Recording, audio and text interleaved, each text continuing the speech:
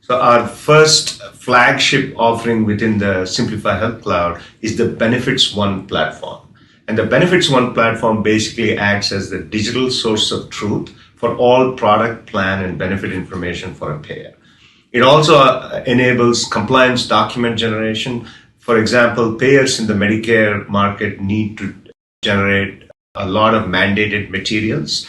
I'll reel off some acronyms now: ANOCs, EOCs, SBs, SOBs, etc., etc. All of these automatically generated from our platform, which is a big time saver and money saver for payers.